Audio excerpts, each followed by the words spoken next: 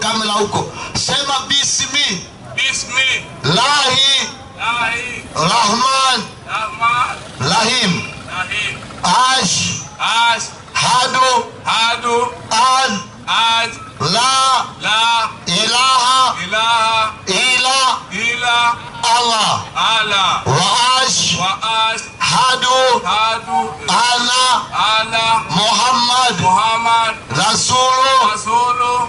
Lahi. Lahi. Onyango anaumia pale. Lakini mimi sana nitashika kweli. Subiri kwanza. Utarudia kwa Kiswahili.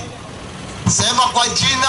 Kwa jina la Mwenyezi Mungu. La Mwenyezi Mungu. Mwingi wa rehema. Mwingi wa rehema. Mwenye kurehemu. Mwenye kurehemu. Nakiri kwa moyo. Nakiri kwa moyo. Na kutamka kwa ulimi. Na kutamka kwa ulimi. Ya kwamba hapana Mola. Hapana Mola. Apasaye kuabudiwa kwa haki. Kwa haki. Ila Mungu mmoja tu. Ila Mungu mmoja tu. Nakiri kwa moyo. Kwa moyo. Na kutamka kwa ulimi. Na kutamka kwa ulimi. Ya kwamba Muhammad ni mtume wa Mwenyezi Mungu. Wa Mwenyezi Mungu. Na Yesu kujua. Niona unabweka kama anapita huko nikashangaa na ngoje. Mimi nimeona umepita kwa bali huko. Nilikuwa shughuli tu. Ulikuwa shughuli za kawaida. Ukasikia maneno ukaja kusilimu. Nikasikia kuna watu wanakufuru mahali. Ikabidi nirudi. Umekuja kusilimu ama umekuja kufanya nini? Nimekuja kuwabatiza ikiwezekana. Huu msikiti mbadilishe uwe kanisa. Huu msikiti uwe kanisa. Maana mnapotea sana. Kwa aya gani? Aya nyingi sana zimejaa. Moja tu inasema tumepotea. Nyinyi? Qur'ani 22. Sawa? Ndio. Fatul haji hiyo aya 73 tanbih. Akupe ni tanbih sio aya. Si tanbih pia wewe bwana mkubwa. Subiri kwanza kidogo. Bwana mkubwa. Mimi bwana mdogo. Wewe bwana mdogo. Naam. Mimi nauliza, tanbih ni aya ama ni maelezo kabla haijasomwa? Tanbih ni ufafanuzi wa aya. Kwa hivyo sio aya. Ni ufafanuzi wa aya. Kwa hivyo tanbih haitwi Qur'an. Ni tanbih ya Qur'an. Napenda uwaeleze watu, unajua mmezoea nyinyi. Kidogo. Uwaeleze watu. Kabla ya kuzoea. Tanbih ni aya ama ni maelezo? Unajua hata kutumia tanbih hawajui. Labda kidogo ni balagha imefichwa. Kwa hivyo tutumie Kiswahili cha kueleweka. Sasa asome maelezo, sawa? Ya kitabu gani? Ya hiyo aya.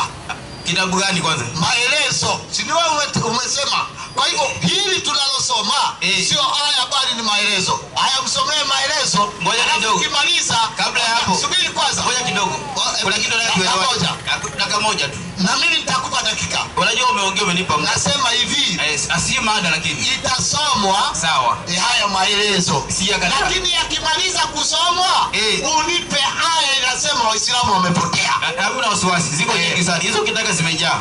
Kama gunia. Labda ni kama unaenda pale kwenye kituo cha polisi kuuliza tia gas. Pale utaonyesha zimejaa. Mimi nataka aya, sitaki maelezo. Ya kitabu gani? Maelezo police station. Qur'ani 6:14. Tulia kidogo. Qur'ani sura ya 6:55. Kidogo tu ndio nikuweke sawa kijana. Naona leo jana ulikuja kidheri nini? Umekuja vizuri. Haya. Nadhani kwamba omena zimekuja. Tunaomba 6:55. Ndio. 6:55. Anaitwa Onyango, amefika. Unaona Onyango akikuja wanakuja wote. Amekuja babu yenu pale. Teremka chini. Na namna hii tunazielezea aya ndio ili idhihiri haki na ili njia ya wokovu ibainike kabisa. Sasa bwana Yusufu, wacha kwanza niweke bagi langu hapa. Weka hapo chini kidogo. Unajua ukichokora wa Kristo na tuko unajua sienda Nairobi, wacha nzuri niko Kisumu. Naam. Sasa Qur'ani inasema namna hivi ndio 1 2 maiki pia hamna. Namna hivi sisi hapa matajiri unaona hizo vyombo kanisani hakuna kama hizi. Zungumza. Speaker za kuomba. Namna hivi Mungu anasema tunaeleza aya. Ili dhihiri haki ndio na njia ovu ibainike, sawa? Sawa kabisa. Sawa kabisa. Kwa lengo la Qur'ani Allah anasema aya zinaelezwa. Subiri, Mungu anasema ndani ya Qur'ani. Subiri kwanza. Unajua Qur'ani ngoja kidogo. Tafsiri kama Biblia. Mimi sijatafsiri, ni aya. Mimi nasoma fasiri ya aya. Allah anaeleza nini? Nani? Rudia. Aya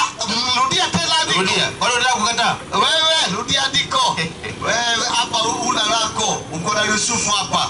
Na namna hii Naeleza hii ile maelezo sio maelezo ya Allah ile unataka kusoma, ni maelezo ya Farisi mwandishi, lakini haya zinaelezwa na Allah. Wewe vipi? na namna hii tunazielezea aya ili idhihiri haki.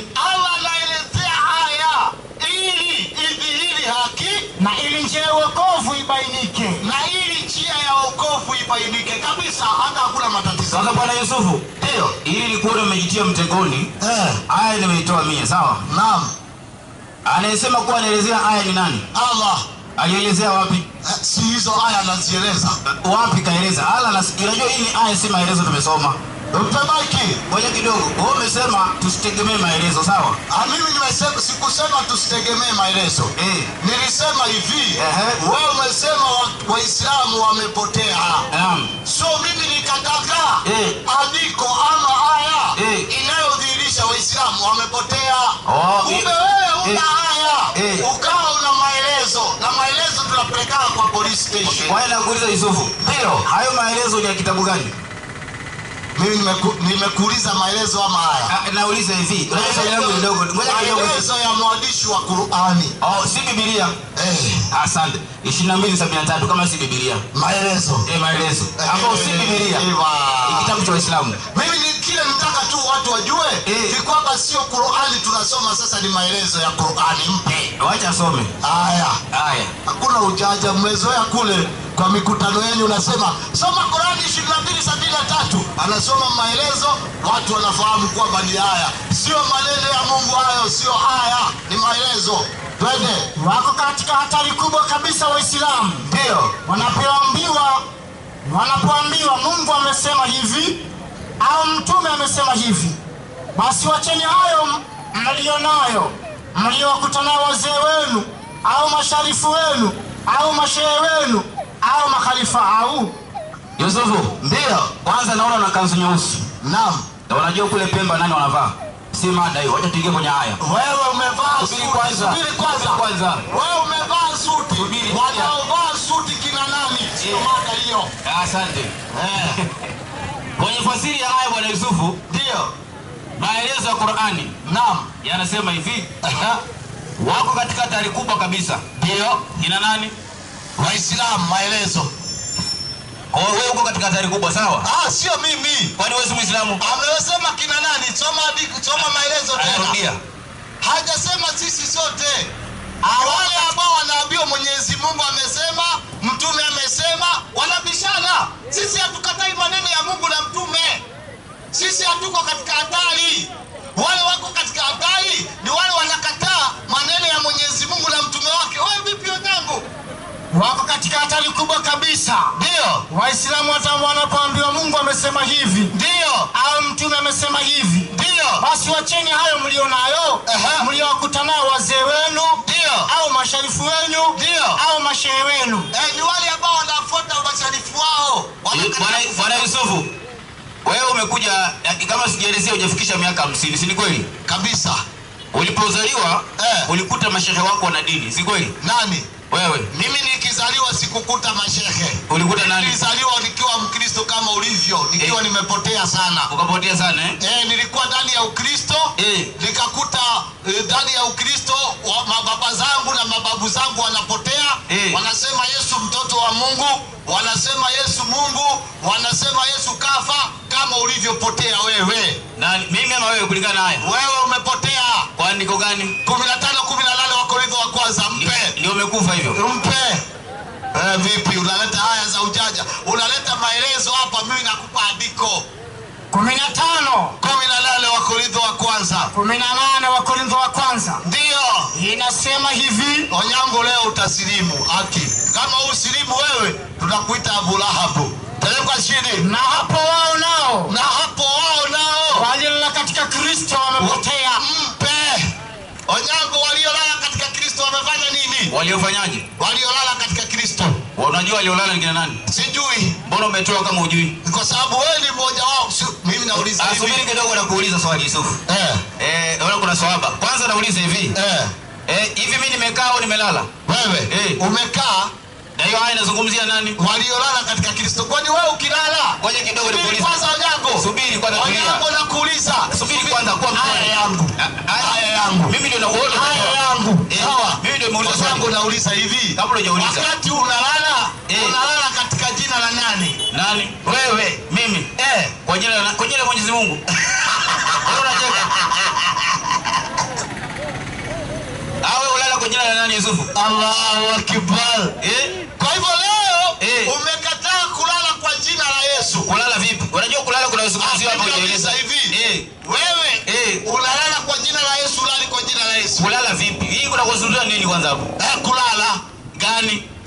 Kwa Biblia kuna kulala ngapi kwanza? Unajua lazima ueleze. Huwezi kutoa andiko moja kwa mfano. Ndio. Waje nikupe andiko moja. Mimi nakueleza hivi. Ngoja kidogo. Kulala iwe ni kulala kwa mara ngapi? Ukilala kwa kufa, ulale katika Kristo. Wewe umepotea. Ukilala kwa kulala, usingizi, maana usingizi ni nusu ya kufa. Pia umefanya nini? Bado kama umelala katika jina la Kristo, umefanya nini? Hiyo ndiko nasema, hebu naomba arudie. Ukimaliza soma tu. Rudia aone sasa. Yaani kulala kumekushinda sasa, turudia andiko. Si kulala. Rudia andiko. Kwa sababu umeboronga. Wewe rudia andiko. Rudia andiko. Kulala kokote, uwe ni kulala kufa, uwe ni kulala usingizi, wewe umepotea. Subiri kidogo. Hiyo andiko lazima uelezee watu. Kulala gani kunazungumziwa? Kama ni singizi toa andiko. Hiyo andiko. Maana yake inaanzia juu mpaka chini. Sasa sikiliza. Iwe ni kulala kwa namna gani? Bora ni kulala katika nani? Si hivi. Unajua kwenye vitabu ukisikia umepewa lugha sawa. Ngoja kidogo nikusaidie. Kulala kwa kufa. Ngoja kwa kufa. Kwa kufa. Si usingizi. Sawa. Kwani usingizi ni nini? Usingizi ni nini? Usingizi? Usingizi ni kupumzika kawaida. Ni kufa pia. Vipi? Msomaji, mwalimu, nenda katika suratul Nahba. Sura ya 80 na ngapi? 86. Walaila libasa wanahala nini? Maasha. Twende. Wewe vipi? Inasema hivi suratul Nahba. Ama yatasaalun. Haya, nasema yaani wewe ulikuwa ukifikiria kulala ni kufanya nini? 78. 78. Nadhani aya 6 pale. Aya 6. Inasema ndio, na tukaufanya usingizi wenu kama kufa. Mpe Onyango, andiko hilo linasema usingizi ni kama nini? Hilo ni andiko sawa. Imesema usingizi ni kama nini? Hilo andiko. Lete mawe. Wewe cameraman muletee mawe mpya hapo. Naona mmefilisika. Yusufu, nani anafilisika? Utajiri tuko nao mwingi. Hakuna. Wewe mpaka sasa hivi unatembea nyama, angalia mzigo pale nyuma. Shitwe. Bwana Yusufu, ndio. Hiyo andiko linaelezea kulala kama kufa. Kitabu gani kinasema? Qur'ani. Si Biblia. Ndio. Wewe ulikuwa umetoa gani aya gani ya kwanza? Kwa hiyo maiki, toa hiyo kwenye Biblia. Msomaji, chukua maiki. Ameelewa. Onyango ameelewa. Hebu mpe huyu tusikie anasema nini. Habari gani brother? Niko poa. Mimi naitwa Yusuf. Wewe unaitwa nani? Naitwa Paul Duty mwana wa Luse. Haya, Paul Duty mwana wa Luse. Paul. Niko. Uko na swali la kuuliza Waislamu? Sina swali, lakini ningependa kuwa Muislamu. Wewe unapenda kuwa Muislamu? Nalioa katika dini ya Wakristo. Na sasa umeamua kuwa nani? Jina yoyote. Msomaji, wasemaje? Tumsilimishe. Sawa kabisa, geuza mic kamera huko. Sema bismi. Bismi. Lahi. Rahman. Lahim. Ash. Hadu. An. La. Ilaha. Ila. Allah. Waash. Hadu. Ana. Muhammad. Rasulu. Lahi.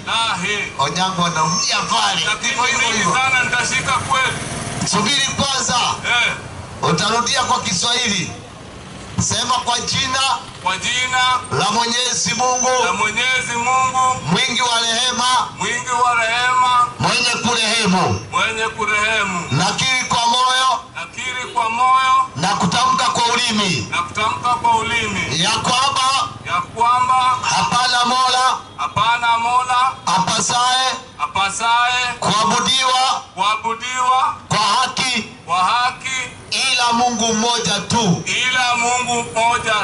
na akili kwa moyo na kutamka kwa ulimi ya kwamba Muhammad ni mtume wa Mwenyezi Mungu, na Yesu ni mtume wa Mwenyezi Mungu, sio Mungu.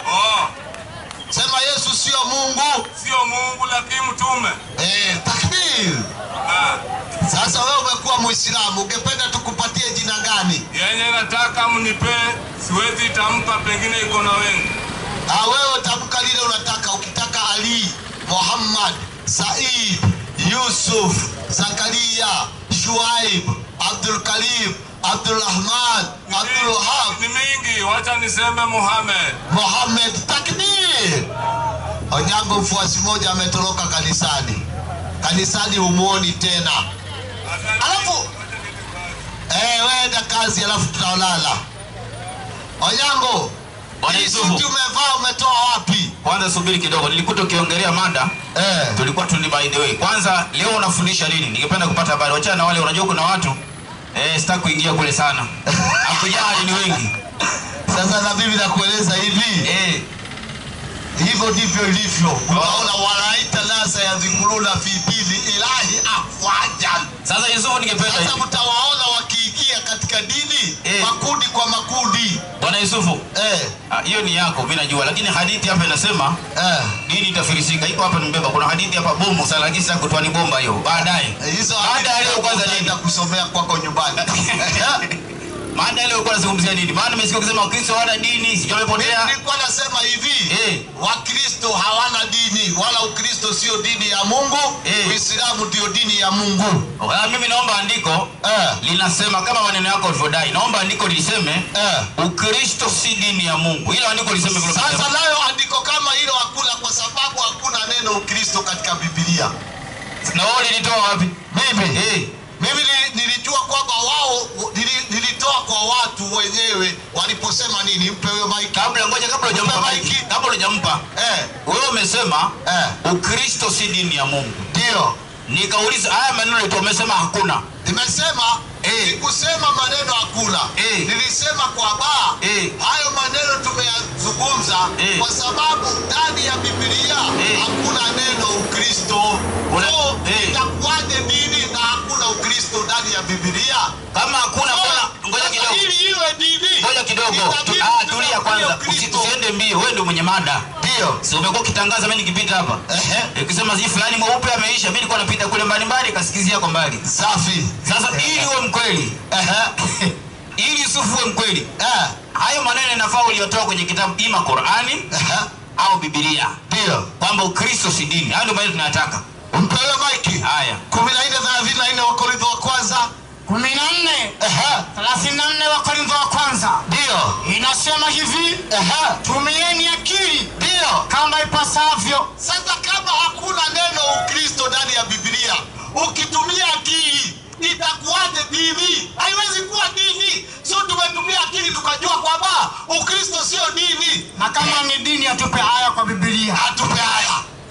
Bwana Yusufu. Ndio. Andiko linasema tumieni nini? Akili. Wewe unatumia akili? Kabisa. Ndio maana huwezi kuvua akili nguo mbele za watu. Ukiona mtu anavua nguo mbele za watu, ndio unajua ni tahi? Hayuko sawa. Kwa hiyo Biblia inasema tutumie nini? Akili. Qur'ani 2:62. Haya twende. Asante. Anakuita kijana pole pole. Wewe utasilimu kama ndugu yako alivyosilimu hapa mbele zako. Qur'ani 2:62. Alafu wachungaji wanavaa hizi suti, sijui wametoa wapi katika Biblia. Unavaa kuwa ambazo Yesu hakuvaa. Imagine Yesu aje amevaa kama Onyango hivi. Si utakimbia? Tulia Onyango. Dakika moja. Bwana Yusufu. Wewe una simu? Ndio. Muhammad alikuwa na simu? Mpe huyo mic nitakuonesha. Unaona ufilisika. Haya, kuonesha. Huko ukienda utaumia. Tuendelee na maandiko. Unajua simu sio haiko kimaandiko. Lakini mavazi yako kimaandiko. Mpe huyo mic. Kabla ya mavazi soma haya kwanza, tutakuja baadaye. Mpe mic. hivi. Soma andiko. Utasomewa msomaji. 2:22 nimetoa, utakuja Asome. ukienda kwenye nafasi tutaingia. Atasoma kwa akili. Haya. Msomaji, kwa akili 3:11 Luka. Inasema akajibu akiwaambia, Mimi mwenye kanzu mbili ndio ampe asiye na kanzu. Kwa hivyo kanzu imetajwa ndani ya nini? Ya Biblia. Alete suti imetajwa. Msomee andiko lake. Nasema kwa Acha usomewe. Bwana Yusufu, Ndio. hata shetani imetajwa kwa Biblia. Wewe unampenda? Mimi mpeni kujibu. Na kuuliza unampenda? Mpeni kujibu. Msomaji, Mwalimu. nitamchukiaje na Yesu hakumchukia? 6:7 kitabu cha Yohana. 6:7 Yohana. Ndio. Inasema hivi. Oyango hapo unapata dose, full dose. 6:7 Hapa sio tiki saa. Teremka chini. 6:7. Yohana. Ndio. Yesu akawajibu. Yesu akawajibu. Mimi sikuwachagua nyinyi thenashara. Mimi sikuwachagua nyinyi thenashara. Na mmoja wenu ni shetani. Kumbe katika wanafunzi wa Yesu kuna nani? Kuna shetani. Maandiko ya Biblia yamesema hivi, kama una kanzu mbili umpe yule hana nini? Kanzu. Kwa nini wenzako wamevaa suti? Luka 22:3. Ukitoa andiko storoke unajibiwa na Yuda, alafu tunakuja. Naona umeenda kwa shetani sio? Tunga huko kubaya. Sawa, hakuna maneno. Haya. Mimi niko pale hakuna nini? Ulimwengu wa manjini hakuna. Sitwe. Teremka chini. 22:3. Shetani Ndio. akamwingia Yuda aitwaye Iskariote. Onyango unapeleka Wakristo wapi jamani? Unataka kuwapeleka kwa shetani? Bwana Yusufu, umetoa andiko Yesu anasema, ndio maana nikacheka. Yesu anasema maneno mazuri sana. Ndio. Kwa lugha nyepesi. Sikuwachagua nyinyi thenashara. Lakini mmoja wenu nani? Shetani. Biblia inasema shetani imeingia nani? Yuda. Twende kwenye aya yangu tulikuwa tunasoma. Hiyo mada tusizue tuje baadaye hapo. Umechukua hapo ni moto. Si moto, ni mada tusiruke. Twende kwenye mada. Haya. Qur'ani 2:22. Tulikuwa kwenye mada ya Ukristo. Maana wewe umetangaza Ukristo si dini kwa mdomo wako bila. Sawa kabisa. Haya soma. Hapo amejua kibaliza ni kwamba mwokozi wa Wakristo ni shetani. Baada shetani ndiye kamuikia Yuda akaenda akamsaliti Yesu kwa ibada yao. Yesu akasulubiwa. Mwokozi wao anakuwa ni nani? Shetani. Kwa hivyo Onyango amejua mwokozi wake atakuwa shetani, hapa akaruka. Bwana Yusufu, kwa hivyo jamaa tuingie kwenye mada shetani hapa. Mimi nimemaliza tu. Sio mbona unachochea kila wakati? Msomee 2:62. Wewe unajua unachokora. Wewe patia asome andiko. Subiri kwanza. Mpe asome andiko. Mpe asome andiko. Kuna hadithi hapa, kwa hivyo endelea. Hadithi gani? Katika walioamini. Ndio. Mitume ya zamani huko. Katika walioamini mitume wa zamani huko. Na Mayahudi. Na Wakristo. Kumbe sio Ukristo. Mimi nasubiri neno Ukristo. Yaani Onyango huyu ni wapi? Yaani umetoka Jarenda kuja kunieleza mambo ya Wakristo. Bwana Yusufu. Ndio. Qur'ani inasoma aya haijaisha na kati. Aya isomwe. Wewe tulia andiko langu. Wewe tulia kama mzima mic. Haizima kabisa, tulia kama uko kinyosi. Haya soma. Na katika walioamini mitume ya zamani huko na Mayahudi na Wakristo Wasabai, yoyote miongoni mwao atakayemwamini Mwenyezi Mungu sasa, kama anavyosema Nabii Muhammad, na akaamini siku ya mwisho na akafanya vitendo vizuri, basi watapata thawabu zao kwa Mola wao. Sasa bwana mkubwa, Bwana Yusufu, hili ni andiko la Qur'ani. Tumaini Qur'ani una shida nayo. Qur'ani inasema katika waliamini mitume wa zamani huko, Mayahudi wa kwanza, Wakristo wa pili, Wasabai tatu, Waislamu wamesahauliwa katika wala hawakutajwa. Maana hawako. Kwa hiyo yote atakayeamini Mwenyezi Mungu, Qur'ani imesema neno kama anavyosema Muhammad hakuna kwenye aya. Talbi, hiyo ni maelezo. Maelezo watu tulishikizana tunaweka pembeni. Haitakuwa hofu juu yao, ndio wala anasema hawataona hofu wala hawatahuzunika. Naomba tanbii yake kidogo tu, alafu nikutupie swali ndio kuongee hapo chini tu. Muradi wa aya hii ni kwamba jambo kubwa la kupatia mema na kuepuka hofu na huzuni siku ya kiyama ni kumwamini Mwenyezi Mungu na siku ya mwisho na kufanya amali njema, na hii haihusikani na Waislamu peke yao, bali linawakusanya watu wa dini zote zilizotajwa hapa makubwa. Sasa Bwana Yusufu, mimi nimeshangaa kama ninapita hapo na ubiri naambia watu Ukristo si dini, Uislamu ndio dini ya manabii, wakati Qur'ani inakataa. Qur'ani inasema wala laamini Mwenyezi Mungu, Mayahudi, Wakristo na Wasabai, yeyote miongoni mwao ambaye ataamini Mwenyezi Mungu na akafanya amali njema na siku ya mwisho, hawatatakabari wala ndio Allah anasema wala khawfun alaihim wala hum yazanun, hawatahuzunika wala hofu itakuwa juu yao. Swali langu kwa Yusufu, kwa mujibu wa ile andiko Kristo, bwana Yusufu, Allah amewakubali wa Kristo au amewakataa? Ndio swali la kwanza. Msamaji, Mwalimu, swali lake anauliza kama Allah amekubali wa Kristo ama amewakataa. Ameuliza swali badala ya jibu nini? swali. Onyango nilimuuliza mahala imetajwa Ukristo, kwa sababu sisi tulisema Ukristo sio dini. Baada ya kutumia akili tukaona kwamba hakuna neno Ukristo ndani ya Qur'ani wala Biblia. So Onyango kwa vile hajapata neno Ukristo akakibiria kwa Qur'ani, akaenda kuzungumzia Wakristo watu. Ananiuliza Allah anajua Wakristo, anatambua Wakristo ama hawatabui? Yani Onyango amesahau. Mpe mic.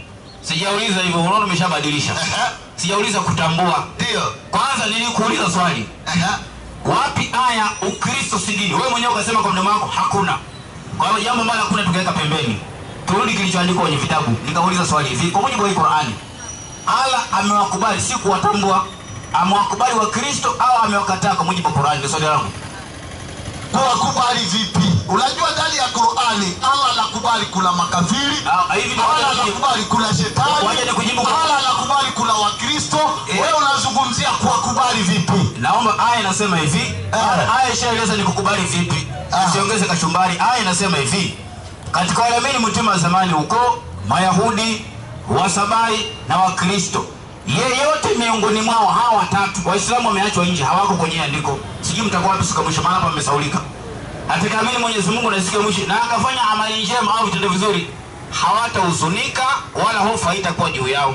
Sasa swali nikauliza, kwa mujibu wa hiyo aya, Allah amewakubali wa Kristo siku ya mwisho au atawakataa kwa mujibu wa hiyo aya? Mpe mic. Msomaji. Mwalimu, Kwa mujibu wa hiyo aya Allah ameweka masharti. Sasa labda ufute Qur'ani ama ulete Qur'ani yako. Allah anasema nini? Tulia sasa upate shindano. Full dose. Teremka chini. inasema hivi. Msomaji, Naam. Usitoe kitu katika Qur'ani wala usiongeze, usome vile umeikuta imefanya nini? Imeandikwa. Haya, soma. Katika walioamini mitume wa zamani huko. Katika hiyo kitabu akiacha hapo ni cha Waislamu. Katika walioamini mitume wa zamani huko Na Mayahudi. kwanza kuna walioamini mitume ya zamani huko. Pia kuna Mayahudi, teremka chini, Na Wakristo. na kuna watu wanasema wao ni Wakristo Na Wasabai. na Wasabai. Yoyote miongoni mwao atakayemwamini Mwenyezi Mungu. Yeyote, ina maana hao waliotajwa, na akasema vizuri Waislamu wamewekwa kando. Kwa nini Waislamu hawakutajwa pale? Kwa sababu Waislamu already wanamwamini Mungu. So hawezi kupewa option yoyote miongoni mwenu atakayemwamini Mungu. Waislamu already tunajulikana, tunaamini nani? Mungu. Kwa hivyo haya makundi matatu hayajaamini nani? Hayajaamini Mungu. Kwa hivyo sharti ya Mkristo kukubaliwa lazima kwanza aamini nani? Amwamini Mungu. Wachane kuabudu Yesu kwanza. Kwa hivyo Mkristo ala hawezi kumkubali mpaka Mkristo amwamini nani? Mwenyezi Mungu. Mpaka uamini Allah. Wewe unaamini Allah, utamsikia vile ataleta panganga, Allah amwamini huyu. Kwa hivyo uzima hawezi pata yoyote. Kwa hivyo hayo makundi matatu sharti lao la kuingia peponi ni kumwamini Allah, kumwamini Mwenyezi Mungu. Teremka chini. Atakayemwamini Mwenyezi Mungu sasa. Kama anavyosema Nani? Nabii Muhammad sallallahu alaihi wasallam. Hiyo alikuwa amefuta. Kumbe sio kuamini Mwenyezi Mungu tu, waamini kama anavyosema nani? Nabii Muhammad sallallahu alaihi wasallam. Ni wewe umeandika hapo? Sio mimi. Imeandikwa, umesoma? Nimesoma mwalimu. Onyango andike yake alete. Teremka chini. Mchuzi yake muhimu sana. Ndio. Inasema muradi wa aya hii ni kwamba jambo kubwa la kupatia mema na kuepuka hofu na huzuni. Sikiliza za siku ya kiyama. Hata yeye alisoma haya maelezo. Muradi wa aya hii, jambo kubwa ya kuepuka hofu na kupata mazuri siku ya kiyama ni kumwamini Mwenyezi Mungu. Kwanza ni kumwamini Allah. Hapo ufurukuti onyango paka umwamini Allah. Teremka chini. Na siku ya mwisho. Pili, uamini siku ya mwisho na kufanya amali njema. Na kufanya amali njema. Na hili halihusikani na Waislamu peke yao. Na hili halihusikani na Waislamu peke yao, bali ndio linawakusanya watu wa dini zote zilizotajwa hapa. Wanafaliwa kuamini hivyo hivyo. Teremka chini. Makubwa katika mambo mema ndio ni kufuata amri za Mwenyezi Mungu ndio zilizobainishwa katika vitabu vyake. Ndio. Na miongoni ndio mwa amri zilizomo katika vitabu zilizomo katika vitabu vyao, katika vitabu vya Mayahudi na Wakristo, ndio ni kumwamini nani? Mtukufu nani? Muhammad sallallahu alayhi wasallam. Kwa hivyo Onyango mpaka muamini nani? Muhammad. Kwa hivyo Wakristo hawana lao jambo bila kumwamini nani? Muhammad. Anayo. Ndio umekauka sasa, tulia kidogo nikutibu hapo tena kwa dakika 3. Uko hospitali. Kwanza Bwana Yusufu, kuna ukarabati mbili umeweka kwenye aya. Kwanza hiyo aya aliyefasiri katika kachumbari jina Muhammad kwenye Qur'ani 262 hakuna. Ili kuonyesha kuwa hakuna ni sio muongo, naomba nisomee Qur'ani 262 tafsiri ya Al-Barwani isiyo na vibano au aya mpe. Baada ya hapo nitakuelezea tunafaa. Wewe tulia, umemaliza. Yusufu watu hizi betri zenu Waislamu, simnunue betri au tuwanunulie jamani. Haya. Hizi betri maskini na kwaje?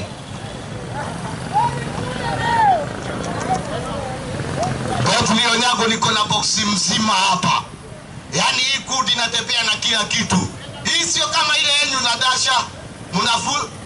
Speaker zinaugua tunawaletea. Unakumbuka kule chini mlichoma mixer machine tukawaletea. Si wewe shahidi? Si unakumbuka? Tunawasaidia hawa maskini tu.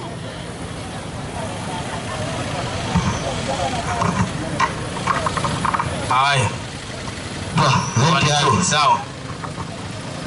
Hata ukisaidia ndio utangaze. Kumbe ulikuwa utaamini tu. Kwanza hiyo haikuwa yetu Bwana Yusufu. Kwanza imeisha hiyo. Haya, wacha tuingie kwenye aya kwanza. Ndio. Qur'ani 262 tafsiri isiyo na vibano, soma. Na hata yeye, yani Onyango haula ujanja. Wewe unaruka vibano, Bwana Yusufu, naomba hivi. Unasema soma tanbihi, maelezo. Unajua ulisema jambo kubwa tuamini Mtume Muhammad kulingana na wewe. Ndio. Sasa alafu ukaelezea naenda na mambo yako. Ndio. Tusiamini maneno ya watu. Ndio. Hatutaki. Kwa mimi naomba tushikilie hapo. Kama kuna maneno ya maongezo kwenye Qur'ani, tutashikilia maneno ya Allah. Soma.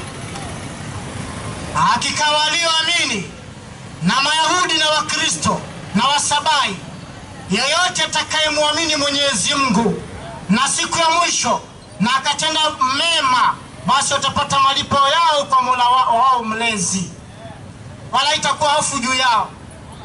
Basi kwa Qur'ani lugha ya Arabia ilivyoteremka, jina Muhammad forgotten kwenye aya hakuna.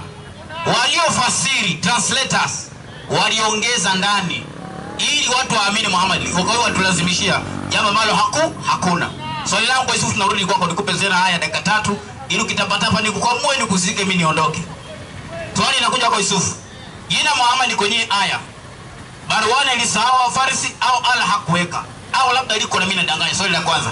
B, tunafaa kuamini Muhammad kama nani? Kwa nini? Ngoja nimalizie.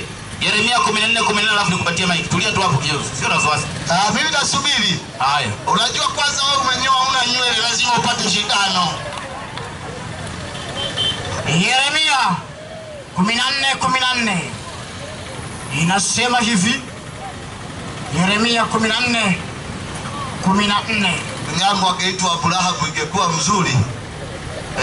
Huyo atakuja msikitini tu. Unaona anavaa suti na anajua hakuna ndani ya Biblia wala Qur'ani. Ndipo Bwana akaniambia, ndio, hawa manabii wanatabiri uongo kwa jina langu mimi. Mimi sikuwatuma wala sikuamuru wala sikusema nao. Kwa ndani ya Biblia Mungu anaamini na anajua kuna manabii wako lakini uongo. Hakuwatuma wala hakuagiza. Swali langu la kwanza. wanataka tuamini Muhammad kama nani? Maana sisi tunaamini manabii wako na uongo. Kama vile umesikia ukitaja mwingine hapa kwa jina, siwezi kutaja kwa sasa. Pili, jina Muhammad ndani ya Qur'ani 2:22 liko kwenye lugha au mwenye kufasiri kaongeza? Maiki kwako. Haya, mpe. Msomaji, Mwalimu, aliposoma aya ya 2:62, alisema usome nini? maelezo Ili aelewe vizuri nini? Qur'ani. Na ndio maelezo yakamweleza vizuri ndani ya Qur'ani kwamba katika kuamini lazima uamini nani? Umwamini Muhammad. Kwa hivyo yeye ndiye anaelezewa vizuri ili aelewe aya ya Qur'ani. Ili Mkristo apate uzima lazima aamini nani? Amwamini Muhammad. Anauliza huyu Muhammad tunamwamini kama nani? Swali kidogo, yani wenzangu wameishiwa kabisa. Anataka kujua Waislamu wanaamini Muhammad kama nani? Msomaji Kidogo Yusufu si hivyo. Wewe usiende. Ngoja kidogo usibadilishe swali. Umeuliza hivyo. Nimeuliza hivi. Wewe umesema Wakristo wanafaa kuamini Muhammad. Sawa Ndio. Sijauliza kwa Waislamu. Nimeuliza hivi.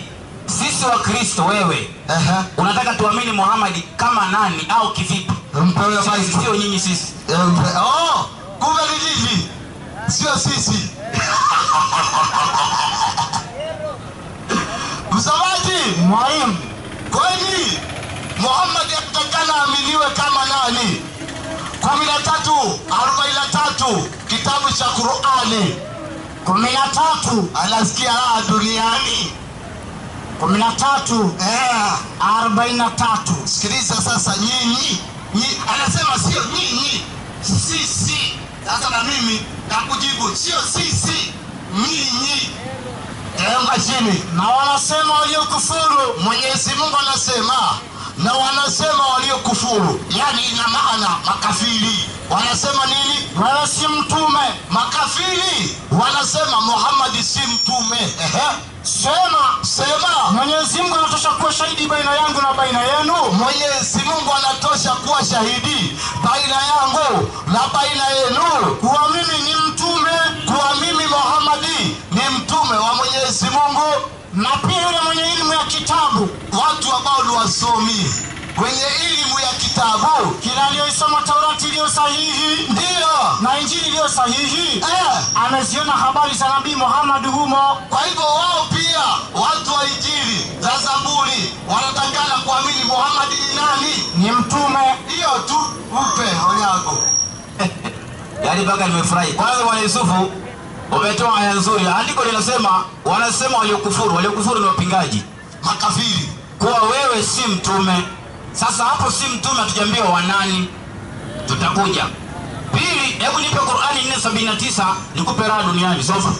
Mimi nilijua utakimbia kule. Hauna wasiwasi, twende. Nilijua utakimbia huko. Pale una lako hapo nishamaliza mimi. Nimejibu swali, sasa una lako unataka kupashika lingine.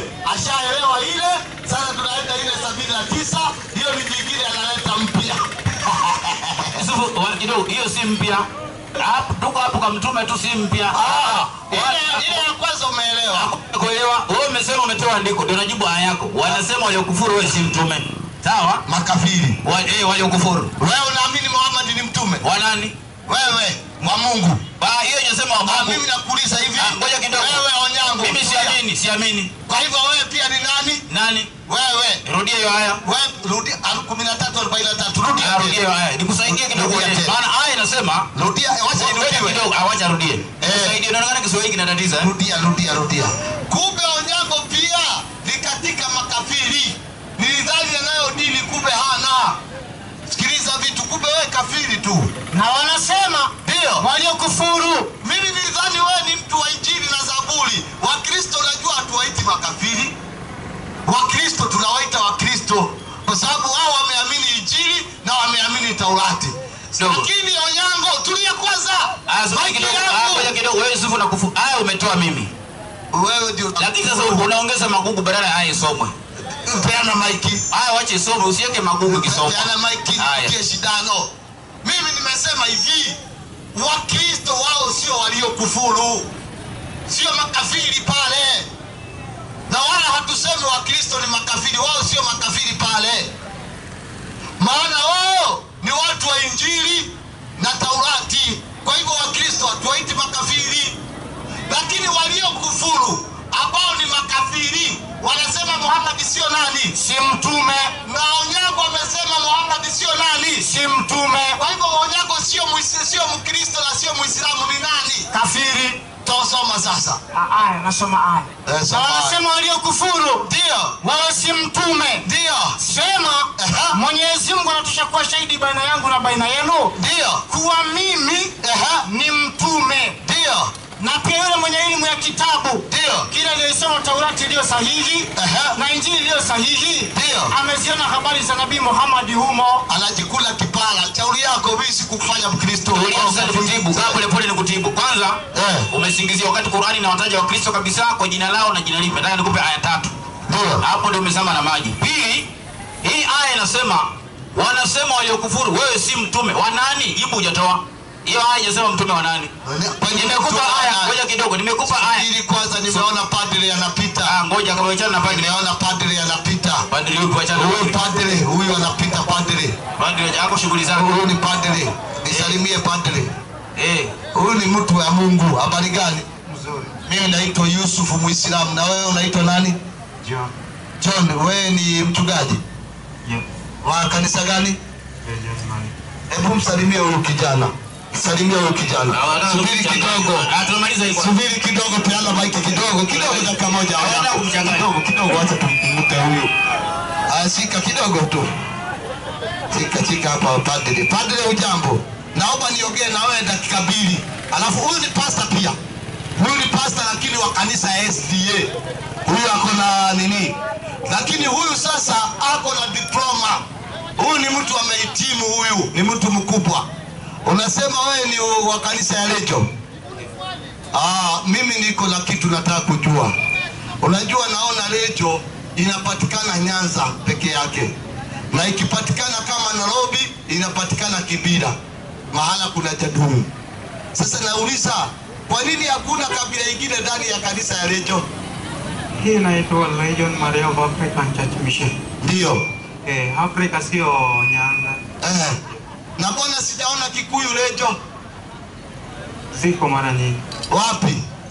Nyingi. Mimi nimetoka Central, nimezunguka sijawahi ona Lejo. Na hivi niulize, Yesu alikuwa Lejo Maria? Hapo siwezi kujibu. Na kwa nini unafuata Lejo? If Jesus was not Lejo Maria, why follow Lejo Maria? Nakuuliza. Hiyo mahali unashiriki. Ni Mungu. Ndio. Hii nyumba ni Mungu. Hii nyumba ni nyumba ya Mungu. Mungu ni alijenga hiyo. Mpe huyo maiki nikuoneshe. Msomaji 72:18 Qur'ani. Nashajua. Ngoja nimsomee hiyo andiko. Onyango, usijaribu. Ngoja wa ana almasajid alasha kusoma. Mpe asome. 72:13 usijitwe. 72:13. Sikiliza. 72:13 ina 12 Qur'ani 18. Wewe ukienda Lejo utachomwa ndugu yangu. Mimi nataka ukuwe Muislamu. Na kwa hakika unaona yako inakaa kama lita upate kama hii yangu. Teremka siri. Na kwa hakika misikiti yote ni ya Mwenyezi Mungu. Patia mchungaji wa Lejo. Misikiti hii ni ya Mungu. Hata kanisa pia ni ya Mungu. Andiko. Kanisa pia ni ya Mungu. Andiko lipe nibatizwe saa hii. Matendo 20:28. Kaa tu hapo tukubatize. Unakibiria maiki haya soma. Iseme pia ni ya Mungu. Wewe vipi? Matendo ya Mitume. Pastor anakibiria huyo. Nyinyi wote nitawasilimisha wewe na huyu. Huyu atoe linda limpe kanzu, wewe utoe suti upewe kanzu hii hapa hapo. Kwa shili. Matendo 20:28. Ndio. Inasema hivi. 20:28. Jitunze nafsi zenu. Ndio. Na ile kundi lote nalo. Ndio. Ambalo Roho Mtakatifu ndio amewawekea nyinyi kuwa waangalizi ndani yake. Ndio. Mpate kulisha kanisa lake. Mungu. Mungu gani? Mpe maiki. Mungu gani? Usiulize Mungu gani, kwani Mungu ni wangapi? Mpe huyo maiki kidogo. Biblia imesema. Mpe. Ngoja kidogo. Tulia tu kama sio umetoa Qur'an tujauliza Mungu gani? Ndio. Kwa Biblia imesema kanisa la nani? La Mungu hapa hatujui ni yupi. Mpe huyo maiki. Nikuonyeshe ni yupi? Mimi nataka nijibu ni yupi. Wewe usijibu kwa andiko. Alafu nitakuonyesha wewe ni yupi. Mpe huyo maiki. Wewe unafanya mchungaji aende. Huyu pastor tukemsilimisha anafuata Yesu Odeto. Yesu Jaduom. Shitwe. Rivasaika. Msomaji 11:17 wa Korintho wa kwanza. 11. Wajangu wapate shidalo, wanaanza kutafuta vitabu huko chini. Utatafuta zote. Hapo utasoma, wanyangu utatafuta zote. Lakini katika kuagiza haya, maandiko yanasema, lakini katika kuagiza haya, siwasifia kwamba mnakusanyika. Hamsifiwi ya kwamba mnakusanyika si kwa faida bali kwa hasara. Watu wanakusanyika kanisani hawapati faida bali hasara. Kwa maana kwanza mkutanikapo kanisani, ndio nasikia kuna faraka kwenu. Hebu tuulize kwanza, hiyo kanisa anayeishi pale nani kabla ya kwenda mbali? Msomaji, mwalimu, tusiende sana. Onyango apate dosi yake vizuri, atoe vitabu vingi kabisa. Ufunuo ana 2:12.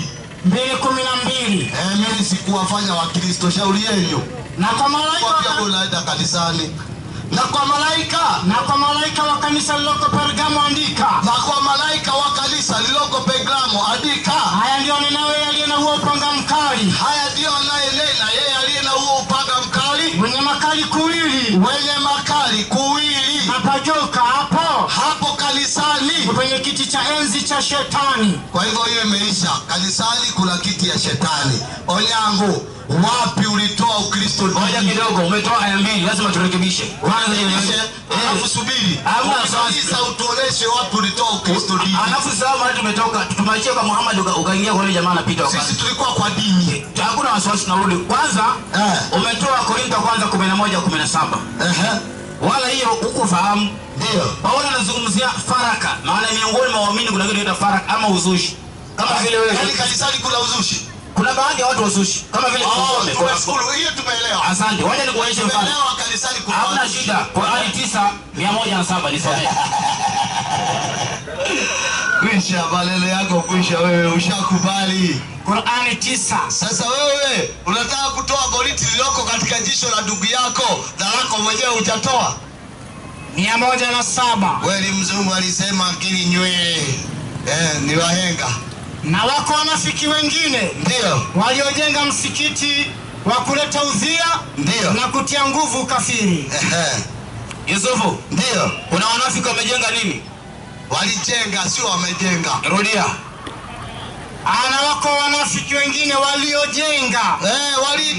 Waliojenga huko. Kwa wanafiki wanajenga nini? Sio huwa wanajenga. Wajangu. Jibu swali. Ngoja kidogo tulia kwa Yusufu. Walijenga. Sawa. Sisi ukisema wanajenga ni makosa, ina maana haijaisha. Tayari walijenga. Very good. Kwa wanafiki walijenga nini? Walijenga msikiti wa ukafiri. Sio kani? Mpe maiki. Ngoja kidogo. Wewe umetoa aya 2, naomba subiri kwanza. Ngoja kidogo, umetoa aya 2, naomba nitoe moja afu tulie sawa. Wale sio na wasiwasi. Mimi sina shida. Umetoa aya 2 ukasema kiti cha shetani kiko kanisani. Alafu nataka ufunike ieleweke hivyo. Ndio. Umetoa Ufunuo 2:12 na 2:9 Ufunuo, alafu nikutibu. Sawa. Hapo. Msamaji, akiangalia kwanza mewa hiyo 2:9. Tuangalie huu msikiti uliojengwa na makafiri ama wa kuleta ukafiri upo duniani ama haupo. Zimejaa. Zimejaa yako, maoni yako. Nitakuonyesha zimejaa hapa. Wewe nitakuonesha. Haya, soma. Usilete vishindo hapa, nitakuonesha huo msikiti huko. Ulipojulikana tu umejengwa, walienda operation mabaya, wakabomoa yote. Utasikia vitu. Teremka chini. Haya ndio inasema, naijua dhiki yako. Ndio. Na umaskini wako. Ndio. Lakini utajiri. Najua na matukano. Hao wanasema ya kuwa ni Wayahudi nao sio. Hao ni Maria. Leo wanasemana wao ni Wayahudi, wanajiita Israeli. Wanasema Israeli osedojo. Nao sio. Inazidi kusema bali ndio ni sinagogi la shetani. Wao ndio sinagogi la shetani. Sasa haya inatolewa ndio tafsiri. Andiko lako Yusufu. Wewe umetoa aya zako 2. Mimi nimetulia hapa tu kitoka. Soma ukajiburunguta, mimi nikatulia. Kwa hiyo Bwana Yusufu, Biblia inasema katika Ufunuo 2:9 kuna watu ambao wamejiingiza kwa siri, wanajifanya ni Wayahudi lakini sio, bali watu hao ni wa sinagogi la shetani. Sawa Sawa bwana mkubwa. Kabisa. Sinagogi maana yake nini? Sijui. Wewe tueleze ni nini? Wewe unajua maana sinagogi? Ile 16 Luka. Ngoja kidogo. Hiyo kujibu. Hiyo inasema Yesu kujibu. Kumbia kwa hiyo si maana. Umeniuliza swali. Peo nyangu. Hawaja nisiposema nakurudisha hapo. Utanirudisha. Haya. Asante sana. Sawa. Msomaji.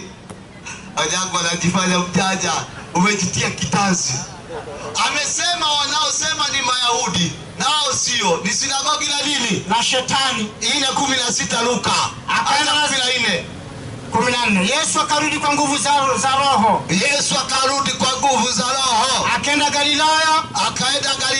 Habari zake zikaenea katika nchi zote za kando kando. Habari za Yesu zikaenea katika miji yote ya kando.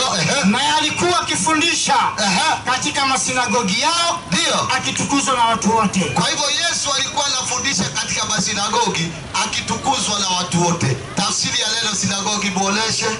Onyango alikuwa ajui. Biblia inasema sinagogi. Na ndio Yesu alikuwa anaenda huko kwa hizo sinagogi. Sinagogi maana yake akabakini, angalia hapo. Sinagogi maana yake ni msikiti. Ndio. Wa Wayahudi. Hajaona hiyo, rudia tena. Sinagogi maana yake msikiti wa Wayahudi. Mpe Onyango. Asante kwa kurahisisha kazi. Ndio. Kwa sinagogi ni msikiti wa nani? Wayahudi. Kuna watu wamejenga misikiti lakini si Wayahudi. Sio Wayahudi. Huo msikiti ni wa nani? Msikiti wa Mungu. Ufunuo 2:9 rudia. Naona kumbe hujashika vita, rudia. Mpe like. 2:9 Ufunuo. Rudia. Umekufa hapo. Hakuna.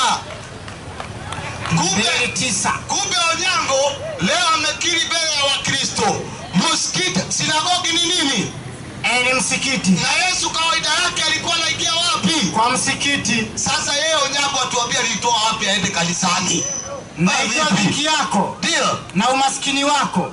Lakini utajiri. Ndio. Najua na matukano ya hao wasemao ya kuwa ni Wayahudi. Na wala hakuna Muislamu yoyote anasema yeye ni Myahudi. Kwa sababu Waislamu katika maadui zao ni Mayahudi. So hakuna Muislamu anasema yeye ni Myahudi. Wale ambao ni sinagogi la Shetani ni wale ambao wanasema wao ni Mayahudi nao sio. Mimi sikatai, mimi ni Mkikuyu. Sitasema mimi ni Myahudi. Naingia wapi? Msikitini. Kwa hivyo sisemi mimi ni nani? Ni Myahudi. Maliza. Yusufu, bila na hutaki kuisha, labda nenda kumalizia maana wewe mjanja kisoma na fasiri tambulisho shamaliza. Sawa Andiko linasema hivi. Ndio. Sijasema ni Myahudi, pata point kwanza. Ndio. Kuna watu ambao wamejenga masinagogi. Sio wamejenga. Sio watu wanaojenga masinagogi. Andiko limesema watu wanaosema kwamba wao ni Mayahudi nao sio. Hao ndio nini? Hao watu sio Wayahudi, sawa lakini wanasema wao ni nini? Wayahudi. Kumbe hao ndio nini? Hao sio Wayahudi. Kumbe hao ndio nini? Subiri. Kuna watu wana sinagogi na sio nani? Rudia. Na usiongee hapo, hakuna ujanja. Wacha rudia umeisha. Unaijua dhiki yako. Sikiliza shindano. Naona kuna refari pale nje. Ashitwe katika jina langu. Refari yule. Shitwe. Toka.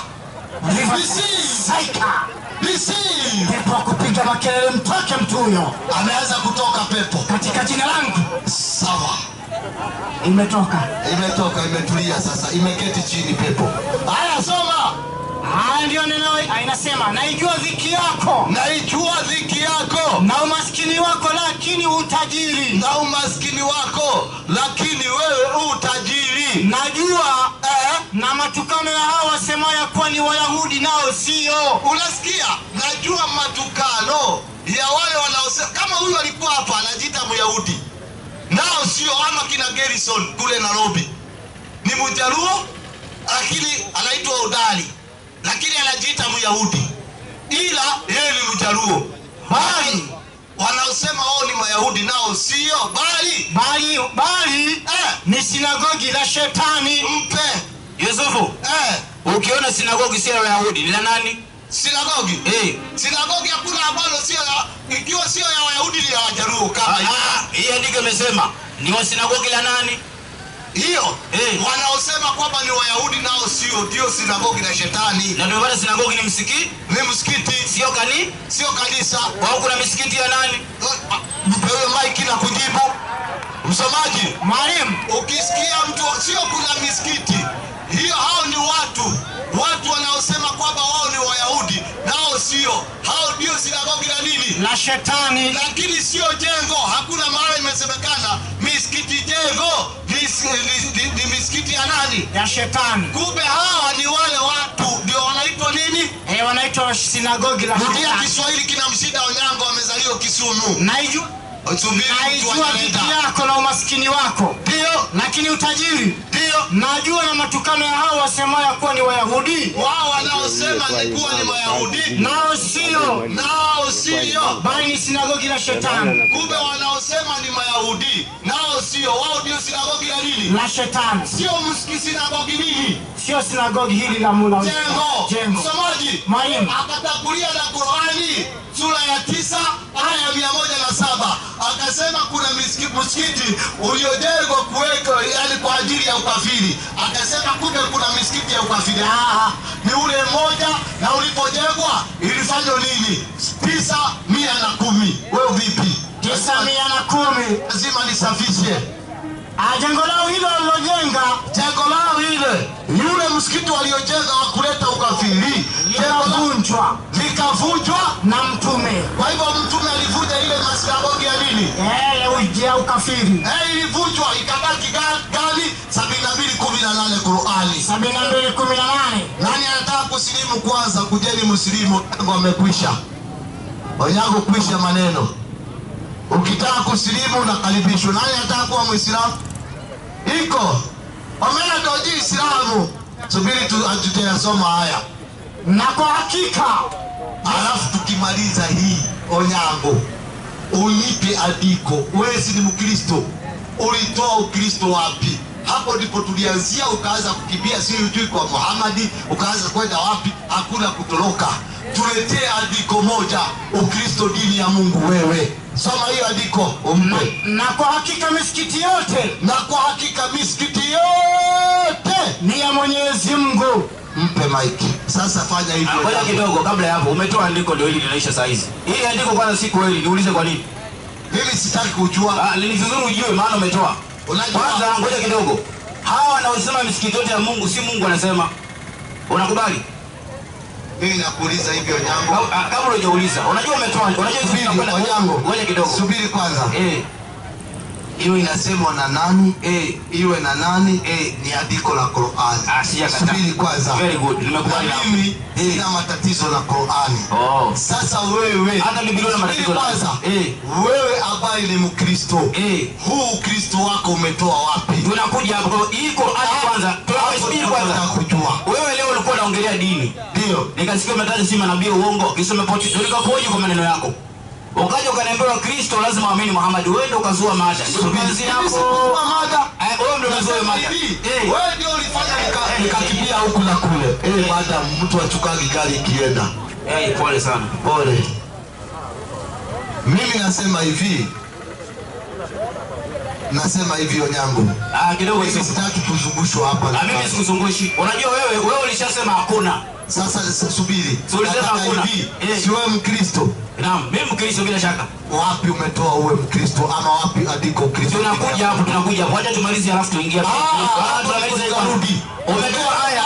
Unajua umetoa haya mbili na unataka turekebishe. Onyango tunaenda mbali. Si mbali, tuko kwenye dini. Peana maiki huko. Kidogo. Peana maiki huko. Kabla sijapeana subiri. Ili kukurukakala. Wewe umeshasoma haya. Subiri kwanza. Sasa naomba uwe fair. Mimi niko fair. Kuwa fair. Subiri kwanza. Wewe umetoa aya mbili. Sasa nasema hivi. Umetoa sura ya 9, ngoja kidogo. Ukatoa alafu wewe ndio ulianza hizo. Mimi nilipeana maiki kwanza. Ngoja kidogo. Peana maiki kwanza. Onyango. Maiki si yenu tu. Ndio hiyo peana. Sasa naomba tutakupatia hata ziko zingine. Sijakataa. Mimi naomba unielewe. Patia hiyo msomaji nikupe hii. Hiyo yangu napenda maiki sana. Hiyo ndio msomaji wako. Msomaji chukua hiyo. Mimi naomba hiyo Qur'an umesoma. Isome aya ya kwanza mpaka 3. Kwa nini mnatoroka na unipewa maiki? Aya soma. Msomaji, unajua hapa tuko kuelimisha watu. Na Onyango unajaribu kukimbia kitu. Kule wewe ndio umenipeleka. Na siendi tena. Huko sirudi tena. Ndio tunaiba na huyo kiteki mako hawa inga wakelege digasoka. Sirudi huko kwa ibilisi. Nataka hivi. Wewe Mkristo, Ukristo umetoa wapi? Mpe Onyango. Kwanza Bwana Yusufu, waje nikujibu alafu nirudi kwenye unaona umekataa nisirekebishe. Kwanza elewa wale wanaosema misikiti ya Mungu si Mungu anasema. Hiyo ni taarifa majini wanazungumza. Kwanza elewa hiyo. Nilikuwa nataka nikusaidie tu hapo ujue. Sasa waje tufunge Qur'an turudi kwenye Biblia. Kwanza Yusufu hii tingo kwenye mada ya dini. Maana ni topic kwani uko darasa ni mwalimu labda tunafundisha biology. Tunaanza na kichwa. Nini maana ya dini? Ili tuingie kwenye mada tusipotee tusaidiane. Dini maana yake nini? Mimi ndio nauliza. Wewe ninakuuliza. Sio dini maana yake. Maana ya neno dini ina upana. Dini ina tafsiri yake ndio njia. Tafsiri ya neno dini ni njia. Ni njia, sio maana. Maana ni pana. Maana ni pana. Dini ni pana bwana. Kwa tafsiri ya dini njia. Tafsiri ya neno dini ni njia. Ni njia. Kwa mtu akikuuliza ngoja kidogo. Njia dini. Subiri sijakataa.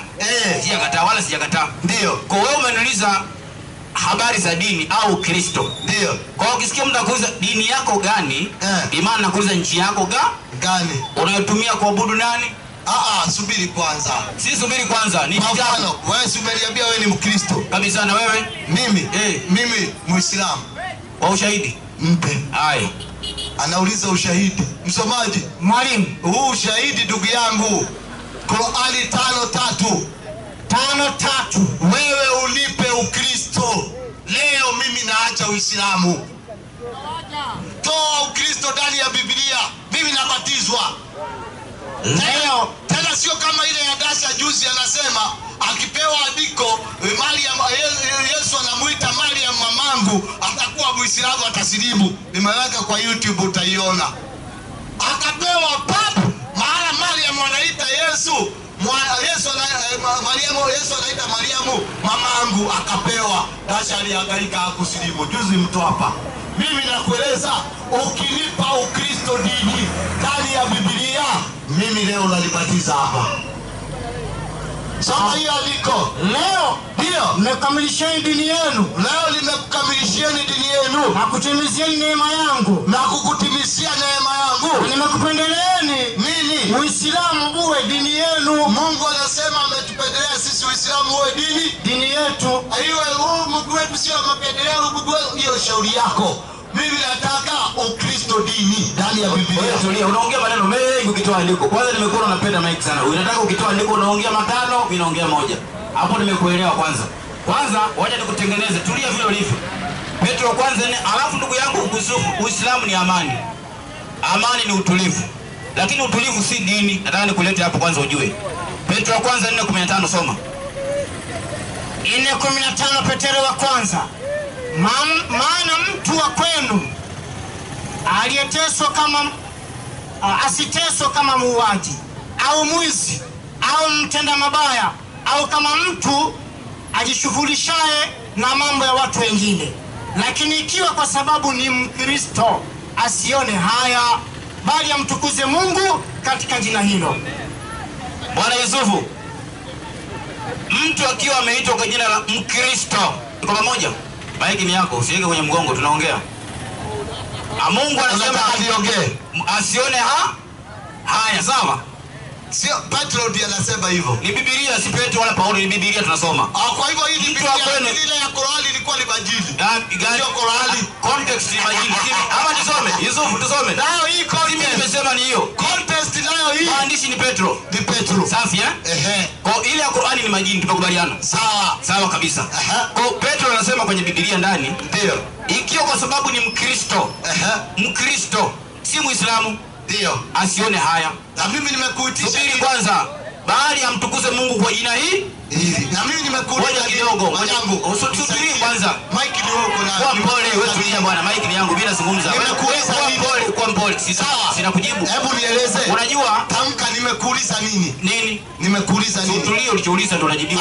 Wewe nieleze ili wewe ulichouliza hujajibu. Naelewa. Nimekuuliza swali gani? Wewe unauliza dini, njia. Wewe unatafuta sasa unajibu kitu hujaulizwa. Unauliza. Nimesema wewe Onyango si ni Mkristo. Nani? Wewe. Mimi ni nani? Ni Mkristo, si ndio? Ngoja kidogo, nimekuuliza ukasema wewe ni Mkristo. Mimi nimekuomba andiko moja. Ngoja kidogo. Subiri kwanza, Onyango nisikize. Usibishane vitu hapo. Unajua unapiga kelele maana unajua kuna point. Wewe unajibu kitu hujaulizwa. Nimejibu nini? Nimekuuliza swali hivi. Gani? Unipe andiko moja. Ukristo Mungu ndani ya Biblia nabatizwa hapa. Wewe unanipa hilo? Nani mimi? Hili nimesemaje? Nipe sasa. Arudia andiko. Naomba sasa ngoja tulia hapo. Mpe arudia. Ngoja kidogo naomba tulie. Alafu na utanipa andiko Uislamu ni dini ya Mungu. Qur'ani nzima haina. Ngoja kidogo. Sawa. Kwanza jibu litakuja. Ngoja kidogo. 3:19 ukitoa ndio umekufa. Mimi nitakujibu. Haya, rudia andiko. Msomaji soma. Na alafu nakupa maandiko mawili. Yanaposomwa naomba utulie. Unaniona pahala nimekaa? Kwanza kupiga magoti. Ngoja kidogo. Ngoja kupiga. Yusufu. Wewe la maiki. Kupiga magoti Muislamu ni haramu. Ni makosa. Unapoteza time. Nakusaidie soma. Unapoteza time. Msomaji. Naam. Mimi sijamuuliza Wakristo. Wakristo watu tuwajua. Nimeitisha andiko Ukristo dini. Kwa nini sijamuuliza Wakristo? Twende Biblia Qur'ani 5:82 umpe. Aya. Andiko 5:82. Nataka Onyango ananielewa vizuri. Wewe mwenye kupiga kelele ndio uelewi chochote. Sikiliza hapo. Inasema nini? Na utawaona walio karibu kwa urafiki na Waislamu. Walio karibu kwa urafiki na Waislamu Ni wale wanaosema sisi ni Wakristo. Kwa hivyo wanasema wao kuwa wao ni nini? Ni Wakristo. Kwa hivyo Mungu hajasema wao ni nini? Ni Wakristo. Wao ndio huwa wanasema sisi ni Wakristo. Mimi sitaki Wakristo. Maana Wakristo hata Allah anajua wapo. Kuna watu hujigamba wakajitambulisha wakasema sisi ni Wakristo. Naomba andiko, sitaki Wakristo watu. Ukristo dini ndani ya Biblia, maji hizi anakaa nibatizwe hapa. Bwana Yusufu, naomba nikutengeneze kwanza, nikusaidie. Kwanza umekosea kusema Mungu hajasema, wao ndio wanasema. Naomba urudie Qur'ani 2:62 nikurekebishe ulimi hapo umekosea. Pili, kama uzungumzia Wakristo watu, basi tafuta miti kule na wanyama msituni.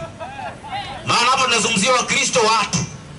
Maana dini ya Ukristo haifuatwi na miti, ni watu. Ndio maana Mungu anasema wa Kristo. Soma andiko. Aya 2:62. Kumbe hakuna Ukristo. Hakuna. Huo Ukristo akitoa Onyango leo unabatizwa. Usitwe. Usitwe. Katika jina langu. Onyango akitoa andiko Ukristo dini leo unabatizwa hapa. Katika walioamini mitume mingi huko. Onyango akitoa andiko Ukristo dini ndani ya Biblia nabatizwa hapa. Amenyamaza, soma. Asitoe maneno tu pa. Sio kuongea pa. Leti andiko Ukristo dini. Katika walioamini mitume ya zamani huko. Ndio. Na Mayahudi. Na Wakristo. Ndio. Na Wasabai. Ndio. Bwana Yusufu, kwanza naomba waambie watu umekosea. Sitakosea. Kwa jambo moja. Sitakosea. Umetoa aya ukasema hao wanajiita. Ndio. Swali nauliza, huyo anawaita hapa ni nani? Ni mtu. Mpe huyo maiki nijibu. Kulingana na aya nani? Mpe nijibu. Ajibu. Jibu na usiende. Mpe nijibu. Aya. 5:14 Qur'ani.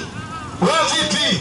5:14 Qur'ani. Allah anawaita kulingana na vile wanajiita. Wewe vipi? Soma andiko. Na katika wale waliosema Mungu anarudia tena.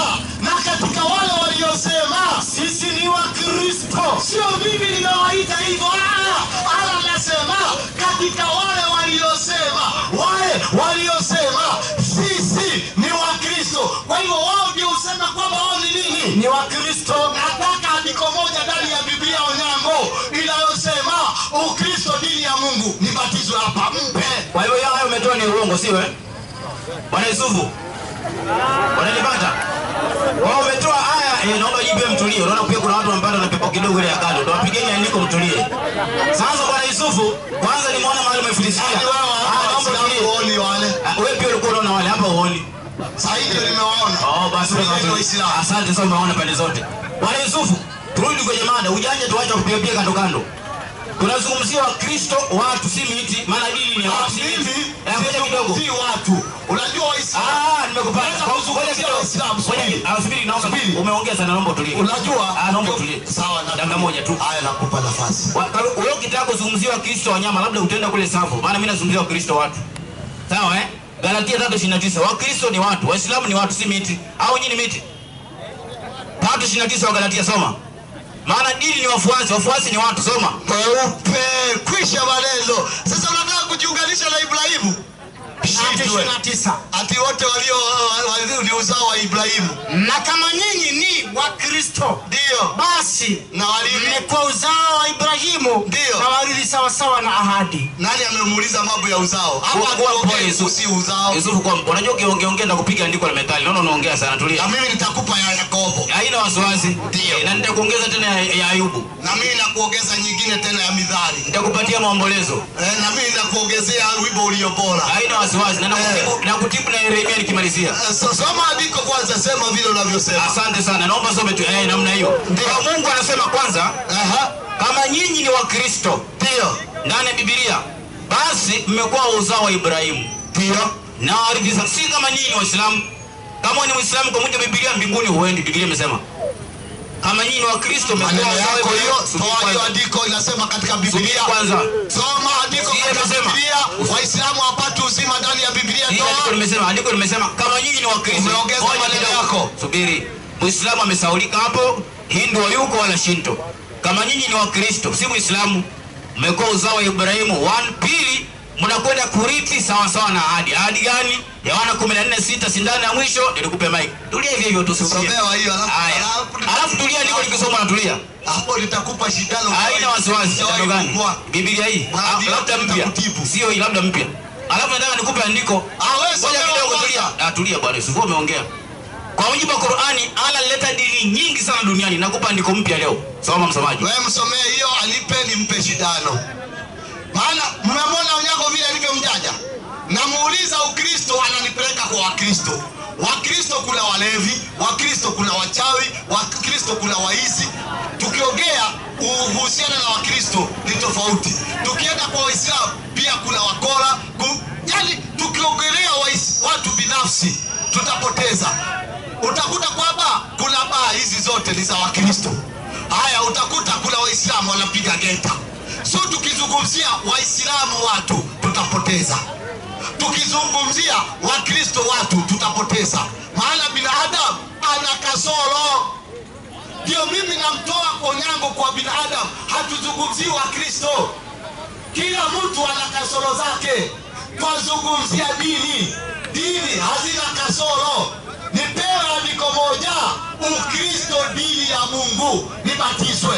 Alisema hakuna andiko Uislamu dini ya Mungu. Mimi nitakupatia 5 wewe. Lamba shili. Yesu akamwambia, Ndio. mimi ndimi njia. Ana mwingine hapa anapiga kelele. Na kweli. Usitwe. Riverside. Yesu akamwambia, Ndio. mimi ndimi njia. Na kweli. Ndio. Na uzima. Naam. Mtu haji kwa Baba ila kwa njia ya mimi. Mpe Onyango. Watu Yusufu, kuna kitu nataka nikusaidie. Umesema kuna Wakristo sijui wezi, sijui walevi, sijui wapiga ngeta. Nataka ufahamu, tunapozungumzia Wakristo tunaowazungumzia, hatuzungumzii wapigaji ngeta wala walevi. Tunazungumzia nani? Luka 6:46. Naomba uelewe mada. Soma hiyo kwanza nikusaidie. Aya 6:46. Nafasi ujieleze vizuri. 6:46. Unaona hata Nyashoshu amekuja leo. Mkutano iko sawa sana. Na kwa nini mnaniita Bwana? Tulia. Shitwe. Bwana, walakini hamyatendi niyasemayo. Bwana Yusufu, wanajua andiko langu likisoma mkiongea watu walisikia vizuri. Biblia imesema Yesu anazungumza na watu si miti. Kwa nini mnaita Bwana Bwana walakini hamfanyi nitendayo?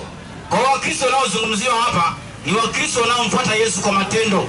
Naomba usikize, usipige story kule nje. Wakristo wanamfuata Yesu kwa matendo. Andiko langu la mwisho Yusufu namalizia. Naona baada ya kusokoni, waje tungoje. Uko sokoni?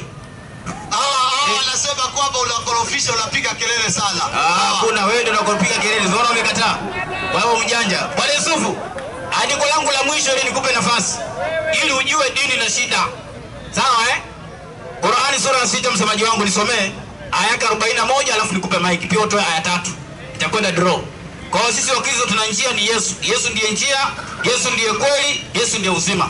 Alafu kesho ukuje nikupe nafasi nzuri. Ya debate sio? Wapi hapa ama kule? Hapa. Mbona mwendi huko? Mmejificha msikitini hapa na. Hapo unajificha, hao watu wote wamekuja. tunataka pale Hitia kuna uwanja mkubwa hapo. Tunataka pale stage. Tutaangalia lakini kesho kuja hapa. Haya sawa. 6:43 41. Bali yeye ndiye mtakayemuomba naye atakuondoleni mnayo muomba kukuondosheni akipenda. Kwa Mungu ndiye anafaa kuomba, Qur'ani imesema. Kwa sababu atakuondosheni madhara na yale yanayowasumbua. Twende tanbii yake hapo chini. Haya inaonyesha kuwa makafiri wa zama hizo walikuwa afadhali katika itikadi yao juu ya uweza wa Mwenyezi Mungu kuliko hao Waislamu wa zama hizi wanaomba mizimu, makaburi, majini.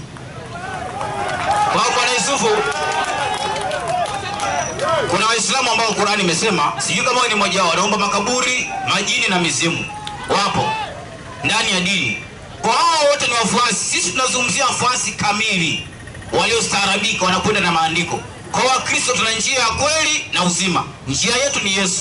Njia tumesema ni dini. Sisi tuna Yesu. Aya ya mwisho nikupe nafasi. Aya Yaani hujamaliza mpaka sasa hivi. andiko moja la mwisho. Wewe pia umeongea sana. Moja tu. Bila kuruhusu. Aya moja tu. Ya mwisho tu ili nikimalizia. Qur'ani sura 46 aya 9. Msumari wa mwisho sitani kwenye mapato hiyo. Hiyo ni dawa nzuri sana. Sema Inna lillahi wa inna ilayhi raji'un. usomee amalize atulisawa. Sema Ndio. mimi si kiroja mpya katika mitume, Ndio. wala sijui nitakavyofanywa mimi Hii andiko limetili lalo Mombasa. Teremka chini. wala mtakavyofanywa nyinyi. Ndio. Sifuati Ehe. ile aliyofunuliwa kwangu. Mpe. Kwa Waislamu leo mna mtume mnampenda sana Muhammad. Anasema kwenye Qur'ani, sema ni amri amepewa. Sijui nitakayofanya mimi Muhammad. Kwa Muhammad ukimfuata anakuambia follow me at your own risk. Mimi sijui. Kwanza hajui. Pili hajui vile wewe Yusufu utafanywa licha kuwa unamfuata Muhammad. Hajui utakaranga, hajui utachemsha, hajui. Kwa sisi Bwana Yusufu tunakuomba kwa leo hara yangu. Njoo kwa Yesu ndiye njia kweli. Ngoja namaliza. Yesu ndiye njia, Yesu ndiye kweli, Yesu ndiye uzima. Ukifuata Muhammad utapata hasara kulingana na Qur'ani. Mpe huyo maiki sasa. Msomaji, Mwalimu, nilimuuliza swali kidogo. Onyango anajua kupoteza. Na mimi nataka liingie katika akili ya watu likija kumpitia pale. Nilimuitisha andiko moja ndani ya Biblia, Ukristo dini. Ametoa kwamba ikiwa nyinyi ni Wakristo mmekuwa usawa nini? wa Ibrahimu, Kwa hivyo Mkristo ni usawa nani? wa Ibrahimu. Nani anakataa? Hata Waislamu ni uzao wa Ibrahimu, Wahindi ni uzao wa Ibrahimu, Baniani ni uzao wa Ibrahimu, maana Ibrahimu ndiye baba wa nini? Hiyo wa imani. Wa mataifa. Wa mataifa samani. Ibrahimu ndiye baba wa mataifa. So baba anaweza zaa mwizi, azae daktari, azae askari, anazaa kila aina ya vitu. So Wakristo kutokana na Ibrahimu hakumaanishi kwamba Ibrahimu alikuwa Mkristo. 3:67 Qur'ani. 3:67 Qur'ani. Ndio. Inasema hivi. Inasema nini? 3:67. Ndio. Ibrahimu Ndio. hakuwa Myahudi Wala nani? Ibrahimu Ndio. hakuwa Myahudi Wala nani? wala Ibrahimu Ndio. hakuwa Mkristo. Shitwe. Rivasaika. Ibrahimu hakuwa Mkristo. Hiyo moja. Pili, kama Ibrahimu hakuwa Mkristo, dini yake ilikuwa gani? Qur'ani 4:125. Qur'ani 4:125. Sikiliza, somo limeenda shuleni. Wewe umesema Yesu ni njia, hatukatai. Wewe dini yako haitwi Yesu, wewe ni Mkristo. Wewe sio dini yako sio Yesu. Hata sisi tunafuata Yesu. Yesu ndiye njia. Na nikikuuliza dini, unaniambia wewe ni Mkristo. Wapi andiko Ukristo dini? Hiyo hauna. Na hautatoa. Hata mkikusanyika mapasta wote duniani, andiko Ukristo dini, hata ukienda mwalimu wako Dasha haiwezi patikana. Najua Dasha ndiye amefundisha Onyango. Tazama sisi. Na nani Ndio. aliye bora kwa dini kuliko yule ambaye ameuelekeza uso wake kwa Mwenyezi Mungu? Ndio. Naye ni mwema Ndio. na anafuata mila ya Ibrahimu Kuwa nani? kuwa Muislamu kweli kweli. Kwa hivyo Ibrahimu alikuwa Muislamu. Kweli kweli. Atoa andiko Ibrahimu alikuwa Mkristo kweli kweli, tubatizwe hapa. Shitwe. Hiyo huwezi pata. Msomaji, Mwalimu, akatoa andiko ati Muhammad ajue atakarangu atapikwa. Wala si sisi, Muhammad hakuwa anazungumza na sisi, alikuwa anazungumza na wewe ambaye ni kufanya. Sikiliza vitu 41:9. 41:9, soma anza 6. 46:9. 46:9. Usome 6. Nisome 6. Hakuwa anazungumza na sisi, alikuwa anazungumza na makafiri.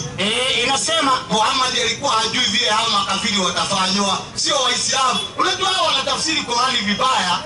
Yaani ukiwakuta wakihubiri na huku chini chochoroni wakiwa peke yao, wanasema Waislamu hawajui, Muhammad hajui vile Waislamu watafanywa. Hapo wazungumzi na Waislamu wajango, sikiliza maandiko. Sitafsiri Qur'ani Biblia.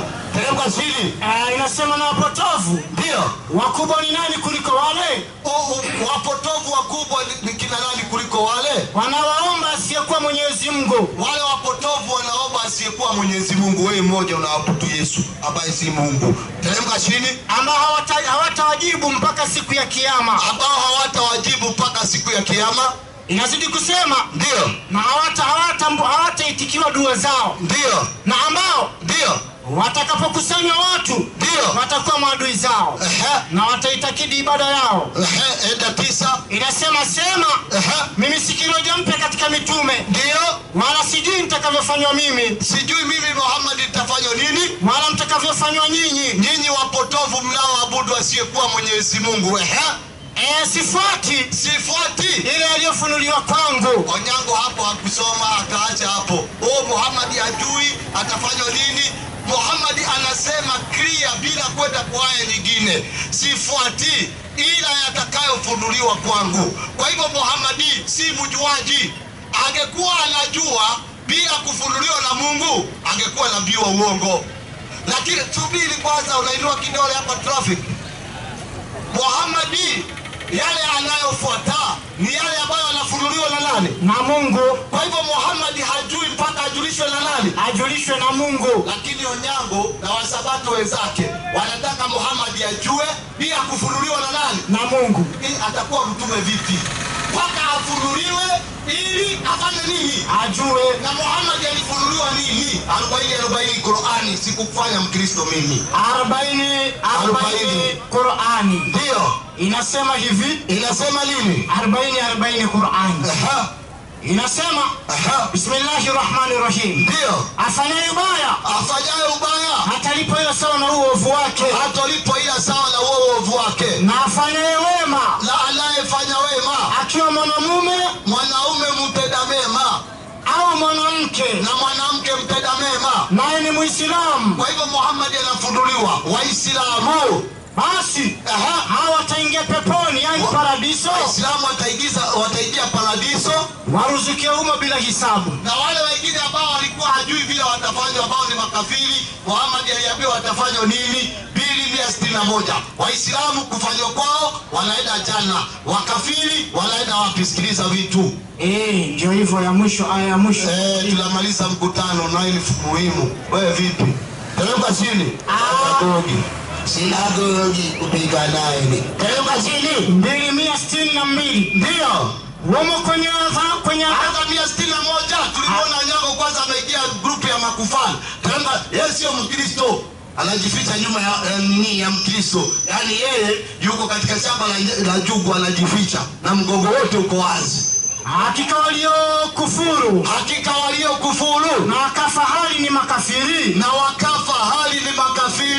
iko juu yao laana ya Mwenyezi Mungu. Makafiri iko juu yao laana ya Mwenyezi Mungu, na ya malaika, na ya watu wote, wamo kwenye adhabu ya laana motoni. Watakaa daima, wataishi motoni makafiri hao ambao Muhammad alikuwa hajui vile watafanywa, watachomwa motoni huko. Kwa hivyo kulingana na wakati Onyango, nafasi kuja kesho mapema saa 10 tunakupa nafasi nzuri ambayo utakuwa usimamishi ovyo ovyo. So wewe fanya bidii, sijui kama ukienda kibosi utakuja, maana time yetu hii ya 9 usitoe. Kwanza Bwana Yusufu, ningependa kwa sababu mkutano ni wenu na ratiba pia ni zenu, ndio muelezee Wakristo wasikie kwa uzuri. Kama kesho mtakuwa hapa makuli, jambo la kwanza. Kesho tuko hapa. Jambo la pili, Mwaelezee mada ya kesho ni gani ili tukija tuwe na muda wa kuongea hapo, kusimama hapo. Mada ya kesho ni wana wa Mungu. Wana wa Mungu. Asante, mada nzuri sana. Hiyo kama hujabatizwa kesho, Mungu na mtume wanajua. Haya twende. Saa ngapi? Ya kesho saa 10 tu baada ya sala tukitoka tu tunaingia hapa. Hapa. Vyombo mfunge mapema. Kabisa. Na mic msizime. Mic zitakuwa sawa. Haya, asante. Labana takabali minna innaka anta samiu alim wa tub alaina innaka anta tawwabur rahim. Labana atina fid dunya hasanatan wa fil akhirati hasanatan wa qina adhaban nar. Tunaomba ndugu yetu Onyango, Mwenyezi Mungu amuongoze, amuoneshe haki kuwa ni haki akaweza kufuata, na aoneshe batili kuwa ni batili akaweza kuepuka. Tunamuomba Mwenyezi Mungu ajalie Onyango afuate Uislamu, aache kukaa na kale kapipi kamoja kakule kibosi, awe na bibi wawili, watatu au wanne tu. Wa sallallahu ala sayidina Muhammad wa ala alihi wa ashabihi wasallam. Hii kichwa yako haifai kuwa na bibi moja. Anasema nataka kuombesha Wakristo. Haya, ombe. Bwana Yusufu.